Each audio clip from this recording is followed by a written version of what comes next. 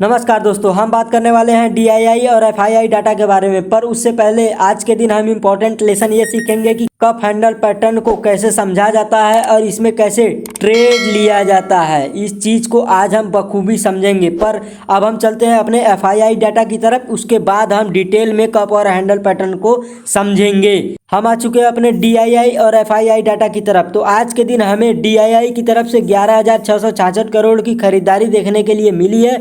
वहीं बिकवाली की बात करें तो 10,643 करोड़ की बिकवाली भी देखने को मिली है। बट अगर ओवरऑल बात करें तो हमें 1,022 करोड़ रुपए की पॉजिटिव में खरीदारी देखने के लिए मिली है। और वहीं अगर FII डाटा की बात करें तो हमें FII डाटा में 12,094 करोड़ की खरीदारी तो देखने के लिए मिली है। बट वहीं पर अगर हम बात करें तो हमें 11,690 करोड़ की बिकवाली भी देखने के लिए मिली है। मार्केट में सेलिंग भी देखने को मिली है। वहीं पर एक अच्छी बात यह है कि आज के दिन थोड़ा कम बट पॉजिटिव में ही हमें लगभग 404 करोड़ की पॉजिटिव में ही FII की तरफ से ही बाइंग करते हुए दिखे। चलते हैं हम अपने पैटर्न की तरफ कि हमें कप और हैंडल पैटर्न को कैसे समझे और उसमें कैसे ट्रेड लें। हमें कप और हैंडल पैटर्न में सबसे पहले ये आइडेंटिफाई करना पड़ेगा कि market cup and handle pattern को एकदम बखूबी बना रहा हो, तभी हमारा ये पैटर्न सबसे एक्यूरेट काम करेगा, जिसकी संभावना 90% होती है। अगर ये पैटर्न नहीं बनेगा तो ये काम नहीं करेगा। तो हम इस पैटर्न को पहचान कैसे सकते हैं? हमको इसको पहचानने के लिए सबसे पहले मार्केट को देखना पड़ेगा कि मार्केट अगर नीचे से आ रहा हो या फिर मार्केट कहीं ऊपर से क्रैश होते हुए आ रहा हो, हमें उससे कोई मतलब नहीं है। मार्केट में बखूबी एक अपने हाई लेवल से नीचे की तरफ ड्रैग होकर राउंड शेप में बनाते हुए सेम उसी पोजीशन पर मार्केट को आना पड़ेगा। उसके बाद मार्केट में एक छोटू सा कैंडल फिर से हैंडल की तरह बनाना पड़ेगा। और चूँकि ये हमारा पूरा पोर्शन हो जाएगा, ये वाला पोर्शन हो जाएगा उसका हैंडल। तो अब हम इसको चार्ट में चल के ढूंढते हैं। तो हम आ चुके हैं अपने कप और हैंडल पैटर्न के ऊपर। अभी आपको कोई पैटर्न क्या नज़र आ रहा है?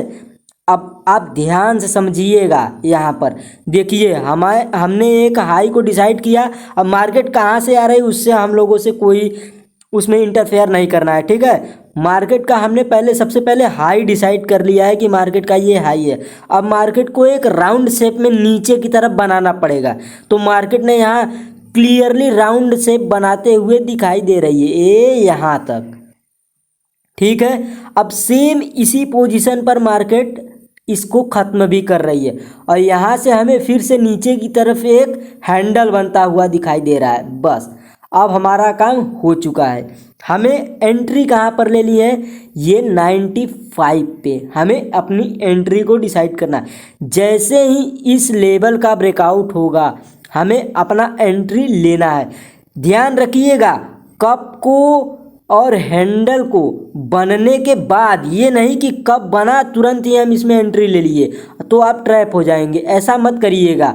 जब तक कप और हैंडल ना बन जाए, कप भी बन गया हैंडल भी बन गया, अब उसके बाद हमें क्या करना? हमने 95 या 96 पे अपना एंट्री ले लिया। ये है हमारा एंट्री पॉइंट, ठीक है। अब हमें इसकी रेंज को देखनी है कि इसने कितनी बड़ी रेंज अपनी बनाई हुई है नीचे की साइड। ये जो राउंड शेप में है ये कितना लंबा है? तो हम अगर 95 में से माइनस करें 80 को तो हमें कितना मिलता है? लगभग पूरे 15 रुपये, ठीक है। तो हमारा टारगेट ऊपर की साइड में यहाँ से 15 रुपये होना चाहिए। तो 95 में अगर हम 15 रुपये जोड़ेंगे तो 95 प्लस 15 टोटल हमारा होगा 110, ठीक है। तो हमारा टारगेट इस 110 के लेवल पे होगा, ठीक है। आप इस बात को डिसाइड करिएगा। तो हमारा टारगेट पूरा 110 यानी 110 के लेवल पे होगा। बट आप मार्केट को देख सकते हैं, मार्केट 110 के लेवल पे से भी ऊपर गई है। यहाँ पर आप क्लियर देखें। और अगर हमें स्टॉप लॉस कहाँ का लगाना है, तो अगर आप चाहें तो इसकी रेंज का 50% भी अगर स्टॉप लॉस लगाएंगे तो भी लगभग ठीक है। या तो अगर स्टॉप लॉस की बात करें तो मार्केट में सबसे सेफ स्टॉप लॉस यही होता है कि इसके बॉटम का ही स्टॉप लॉस लगाया जाए, जो कि 80 रुपये है फिलहाल। इसके बॉटम का ही स्टॉप लॉस लगाया जाए। लेकिन अगर आप इधर कहीं भी स्टॉप लॉस लगाएंगे तो ऐसा होगा कि मार्केट हो सकता है 2 हैंडल बनाने की कोशिश करे तो थोड़ा नीचे आ जाए, या मार्केट से यहाँ थोड़ी सी सेलिंग आके फिर मार्केट में ऊपर की तरफ खरीदारी हो तो आप वहाँ पर ट्रैप हो सकते हैं। इसलिए मार्केट का ये बेसिक रूल कहता है इस पैटर्न का कि हमें इसके बॉटम पर ही सेलिंग अपनी करनी चाहिए। स्टॉप लॉस ऐसा लगाना है वो हमें इसके मार्केट के बॉटम पर लगाना पड़ेगा। अब सेम टू सेम चलिए हम दूसरे चार्ट पैटर्न को ढूंढते हैं।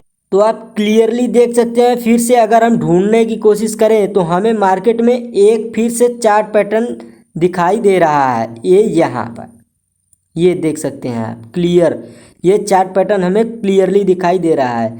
अब हम इसमें कैसे ट्रेडिंग कर सकते हैं, अब आप यहाँ पर देखिए हमने क्या डिसाइड किया था। मार्केट यहाँ से भी फॉल कर रहा है या ऊपर से आया नीचे से आया, हमसे कोई इसमें इंटरफेयर नहीं करना है मार्केट को। हमें मार्केट का सबसे पहले एक हाई डिसाइड करना है। मार्केट ने जैसे ही अपना हाई डिसाइड कर लिया, ठीक है, इसके हाई से खरीदारी करते हुए मार्केट फिर से इसके हाई के पास वाले जोन में आ चुका है। अब हमें क्या करना है, अब हमें सिंपल सा इस पैटर्न में एक हाई के तरफ से खींच देना है लाइन। अब ये हो गया हमारा कप और ये हो चुका है हमारा हैंडल।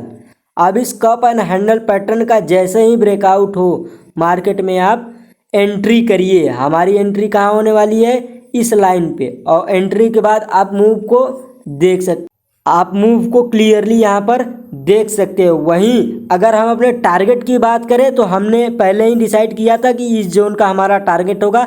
आप इसकी लंबाई नाप लीजिए, जितने पॉइंट भी है इसकी लंबाई बस उतना आप टारगेट रख के अपने टारगेट का इंतज़ार कर सकते हैं। बट हमें क्लियरली दिख रहा है कि टारगेट यहाँ से आने के बाद हल्की सेलिंग आई, बट यहाँ से फिर मार्केट मूव करके ऊपर गए। पैटर्न फॉलो करना चाहिए कि बस मार्केट एक राउंड शेप को बनाए, यहाँ से फिर एक कप एंड हैंडल पैटर्न बनाए, मार्केट ब्रेकआउट हो, उसके बाद हमारी एंट्री इसी लेवल पर हो जानी चाहिए। और होने के बाद स्टॉप लॉस हमारा ये बॉटम वाला सेफ स्टॉप लॉस लगे, बस उसके बाद हमें अपने टारगेट का इंतज़ार करना है। और मिलते हैं ऐसे ही नेक्स्ट वीडियो में, तब तक के लिए गुड बाय।